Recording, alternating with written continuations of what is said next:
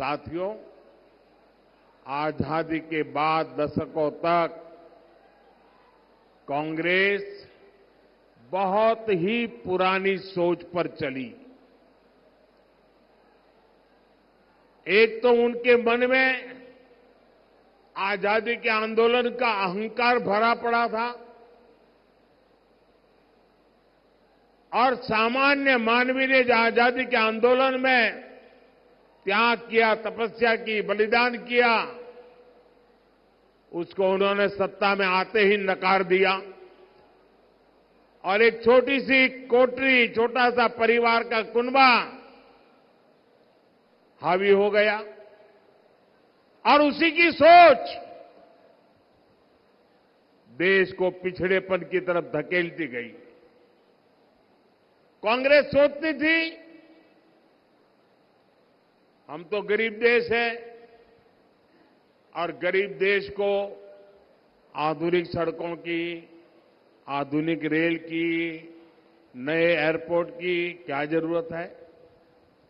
कांग्रेस के बड़े नेता जिन 2-3 बड़े शहरों में रहते थे, वहां अपने लिए सुविधाएं जुटाकर ये लोग देश के दूसरे शहरों को भूल जाते थे। सबका साथ, सबका विकास के मंत्र पर चल रही बीजेपी सरकार देश के हर शहर को, देश के हर गांव को प्राथमिकता दे रही है। हमारी सरकार देश में आधुनिक इंफ्रास्ट्रक्चर पर लाखों करोड़ रुपए खर्च कर रही है। आधुनिक सुविधाओं पर इतना पैसा देश की किसी सरकार ने आज तक खर्च नहीं किया है। आज चाहे यहां सिवनी नागपुर के बीच 4 लेन हाईवे हो, गोंदिया बालाघाट सिवनी हाईवे हो, नर्मदा प्रगति पथ, विंध्य प्रगति पथ हो, आधुनिक वंदे भारत ट्रेन हो, अमृत भारत स्टेशन योजना के तहत मध्य प्रदेश के 80 स्टेशनों का विकास हो, बीजेपी सरकार एमपी का कायाकल्प कर रही है।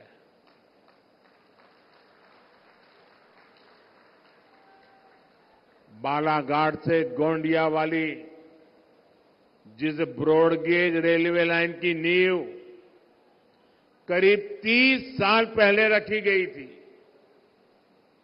उसे भी ये मोदी ने आकर के पूरा किया।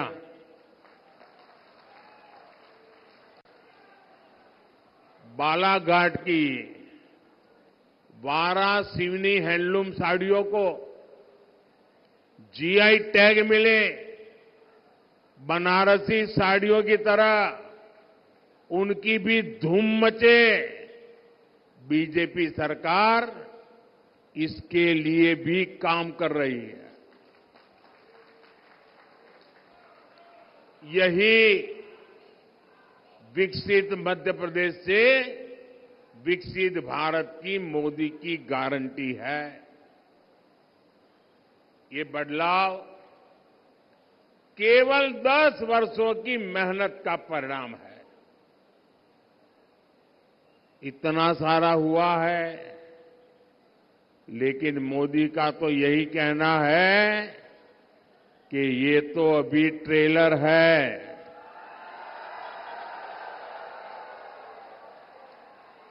अभी तो बहुत कुछ करना है, देश को बहुत आगे लेकर जाना है।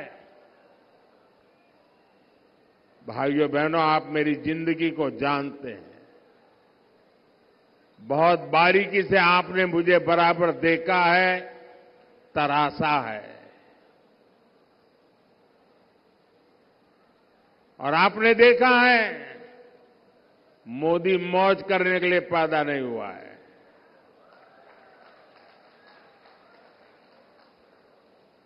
मोदी मेहनत करता है क्योंकि उसके लक्ष्य बहुत बड़े हैं, देश के लिए है, आपके लिए है, आपके बच्चों के उज्जवल भविष्य के लिए है। और ये मेहनत इसलिए कर रहा हूं। जब इतना सारा काम हुआ तो लोग कहते हैं मोदी जी आप उसको ट्रेलर क्यों कहते हैं, इतना सारा कर लिया।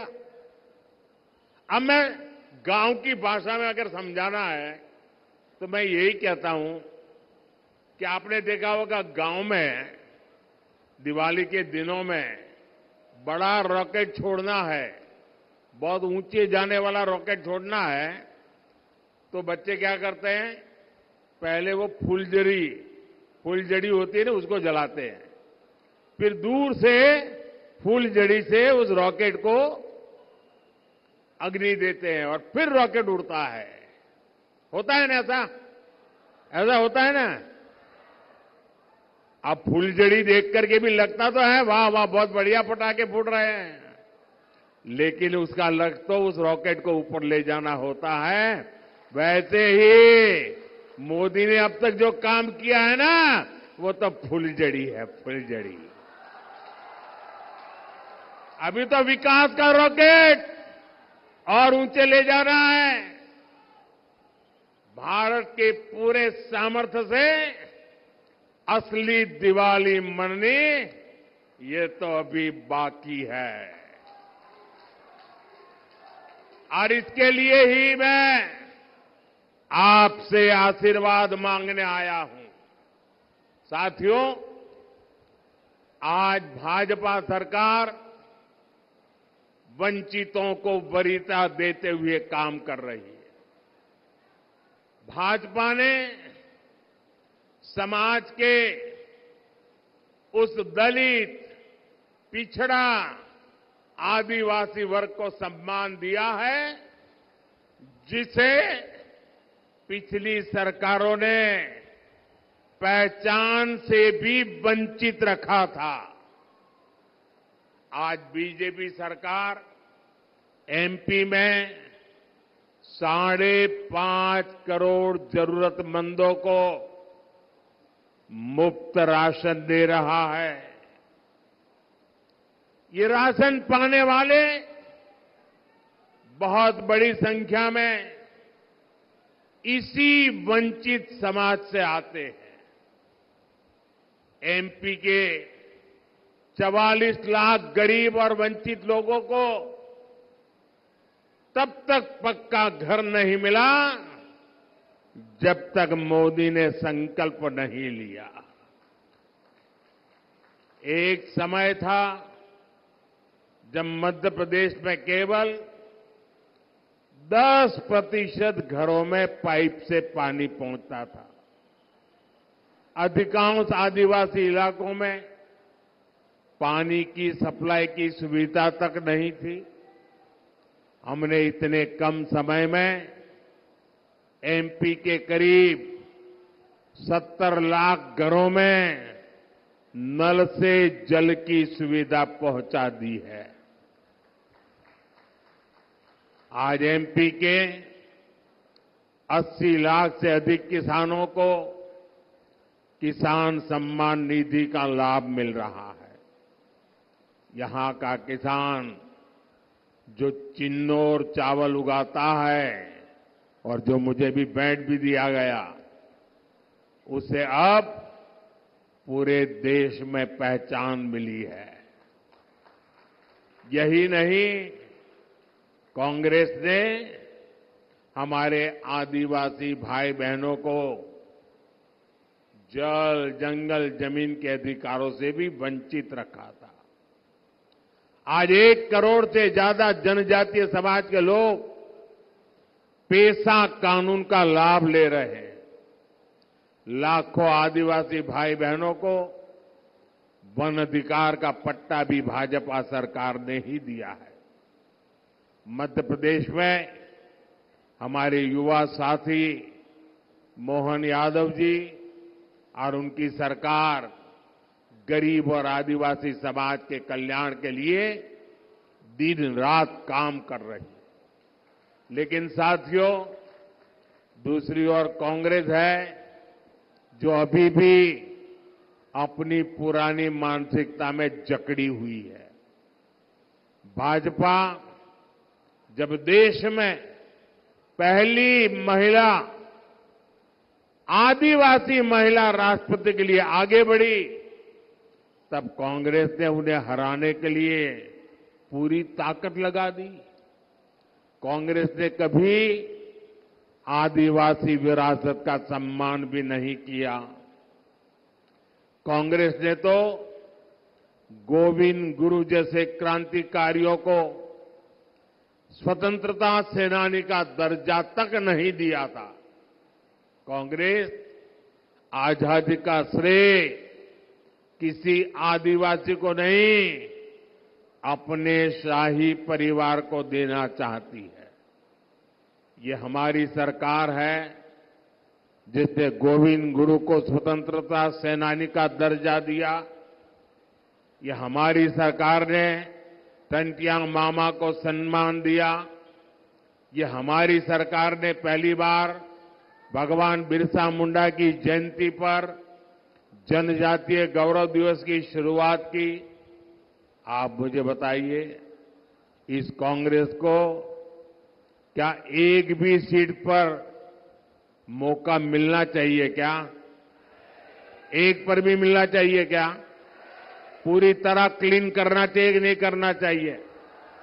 साथियों, कांग्रेस ने अब आजकल एक इंडी अलायंस बनाकर देश के खिलाफ बिगुल फूंक दिया है। ये लोग आपस में एक दूसरे से झगड़ते हैं, लेकिन कहते हैं कि मोदी को रोकने के लिए साथ आए हैं, लेकिन असल में उन्हें मोदी को नहीं रखना है। इंडी गठबंधन वालों को मोदी को रोकना नहीं है, देश के विकास को रोकना है। इसलिए ये लोग मोदी को गालियां दे रहे हैं, मोदी को धमकियां दे रहे हैं। मैं अपना सब कुछ छोड़कर देश सेवा के मिशन को लेकर चला हूं। मोदी के लिए मेरा भारत ही मेरा परिवार है। जो लोग अपनी तिजोरियां भरने राजनीति में आए हैं, वो मोदी को धमकी न दें। मोदी तो अपनी कमाई भी देश के काम लगा देने की आदत रखता है। मैं एमपी की धरती से बताना चाहता हूं, मोदी भक्त है महाकाल का। मोदी झुकता है तो या तो जनता जनार्दन के सामने या महाकाल के सामने। मैंने महाकाल से देश सेवा के लिए गालियां और अपमान को बर्दाश्त करना सीखा है, और मैंने देश विरोधी ताकतों को अंजाम तक पहुंचाना भी सीखा है। मोदी इनकी घीधर भभकियों से डरने वाला नहीं है। साथियों, ये इंडी गठबंधन मुझसे कितना चिढ़े हुए हैं, ये पूरा देश देख रहा है। मोदी देश की सुरक्षा की गारंटी देता है तो ये लोग मोदी को गाली देते हैं। मोदी कश्मीर से 370 को हटाने की गारंटी पूरी करता है तो ये लोग पाकिस्तानी की भाषा बोलने लग जाते हैं। मोदी गरीब कल्याण की गारंटी देता है, माताओं बहनों के लिए इज्जत घर बनाने की बात करता है तो ये लोग मोदी का मजाक उड़ाते हैं। बालाघाट की ये धरती, रामपायली की ये भूमि जो भगवान राम के वनगमन से जुड़ी है, उन्हीं रामलला की जब प्राण प्रतिष्ठा होती है तो ये लोग मोदी को गाली देते हैं। और केवल मोदी को गाली दे तो समझ आता है, इंडिया अलायंस के लोग सनातन धर्म को नष्ट करने की सौगंध खाकर इस चुनाव में उतरे हैं। भाइयों और बहनों, मुझसे इनकी एक और बड़ी दुश्मनी है। बीजेपी सरकार आज भ्रष्टाचार के एक एक रास्ते को बंद कर रही है। बीजेपी सरकार गरीबों के हक का पैसा सीधे गरीबों के खाते में भेज रही है। जिन्होंने देश का पैसा लूटा है, अब उनके ऊपर कानून का शिकंजा भी कसा जा रहा है।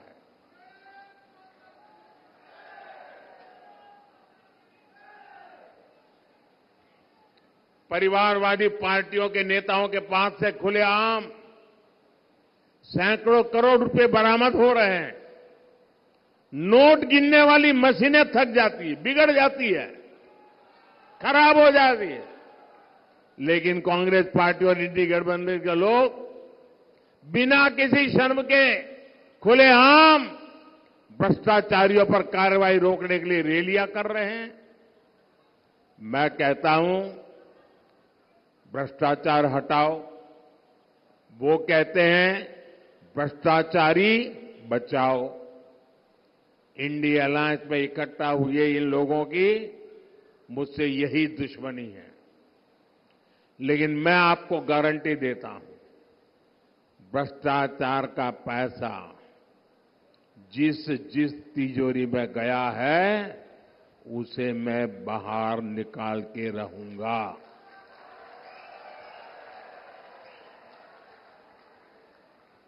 अगले 5 साल ये काम और तेजी से होगा। होना चाहिए कि नहीं होना चाहिए? सख्ती से होना चाहिए कि नहीं होना चाहिए? साथियों, तीसरे कार्यकाल में देश बड़े और ऐतिहासिक फैसले ले सके, इसलिए मुझे आपका भरपूर आशीर्वाद चाहिए। बीजेपी ने बालाघाट से श्रीमती भारती पारधी को और मंडला से श्री फग्गन सिंह कुलस्ते को प्रत्याशी बनाया है। इन्हें आप रिकॉर्ड मतों से विजयी बना करके भेजेंगे तो मोदी को मजबूती मिलेगी।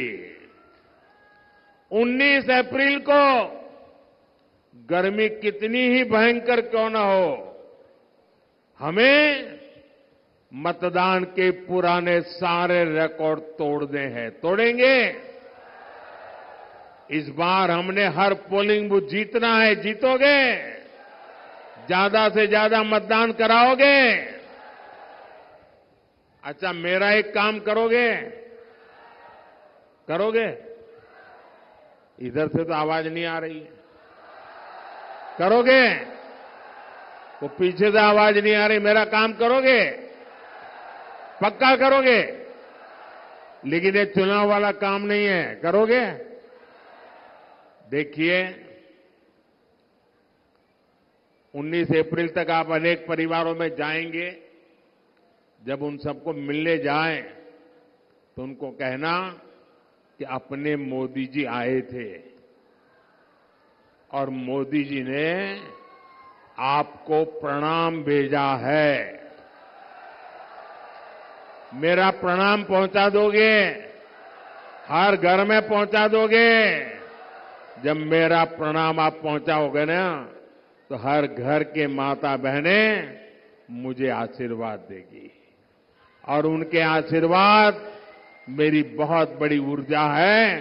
देश के लिए दौड़ने की ताकत है। मेरे साथ बोलिए, भारत माता की, भारत माता की, भारत माता की। बहुत बहुत धन्यवाद। प्रधानमंत्री नरेंद्र मोदी को आप बालाघाट से सुन रहे थे। मध्य प्रदेश के बालाघाट में पीएम मोदी ने जनसभा को संबोधित किया। कई मुद्दों को लेकर कांग्रेस पर हमला बोला, कहा राम मंदिर का ये विरोध करते रहे, अब इन्होंने सनातन को खत्म करने की ठान ली है।